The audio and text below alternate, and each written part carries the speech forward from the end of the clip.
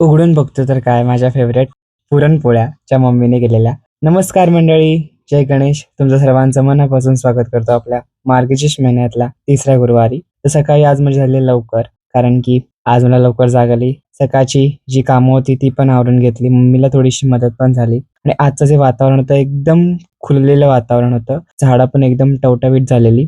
नंतरला खाली जाऊन बघतो तर सर्वजण आपापल्या कामासाठी रेडी होत होते. पप्पा पण लवकर जात होते आज कामाला. आणि आज मम्मीने पूजा केलेली महालक्ष्मी आईची. सो आजही महालक्ष्मी आई खूप सुंदर दिसत होती. मी सुद्धा थोडेफार क्लिप्स घेतल्या आणि पाया पडून घेतला. आज मी ठरवलेलं की आज मी सकाळी लवकर उठलोय, कामं पण झालेत. सो आज आपण महालक्ष्मी आईचं व्रताचं पुस्तक वाचूयात आणि एक्सपिरियन्स घेऊयात. असं नाही की मी पुस्तक नाही वाचत, मी पुस्तक लहानपणापासून वाचत आलोय. सो या व्रताची ओरल कहाणी मला माहित आहे आणि पुस्तक वाचताना मला अक्षरशः अंगावरती काटा येतो आणि मन पण एकदम प्रसन्न होतं.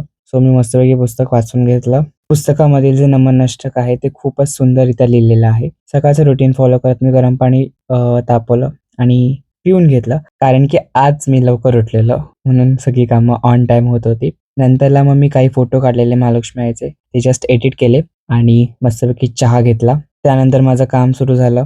खरं तर माझं काम करायचा अजिबात मूड नव्हता, पण काय करणार, काम तर करावंच लागेल. काम करून घेतलं आणि संध्याकाळचे वाजले 7 आणि मस्तपैकी संध्याकाळची पूजा करून घेतली. महालक्ष्मी आईचं व्रत असल्यावरती घरामध्ये एकदम प्रसन्न वातावरण असतं. खूप छान वाटतं. मम्मी साइड बाय साइड जेवण बनवत होती. मेन तर खरं कारण माझ्या उपवासाचं हे आहे की पुरणपोळी. पुरणपोळी माझा जीव की प्राण आहे, मी तुम्हाला नाही सांगू शकत शब्दामध्ये. आणि आज खूप मस्त झोप लागणार आहे खाऊन. घरी नैवेद्य दाखवल्यानंतर आम्ही गोठ्यामध्ये नैवेद्य दाखवायला गेलो गाईला आणि गाईने पण ते मस्तपैकी खाल्लं.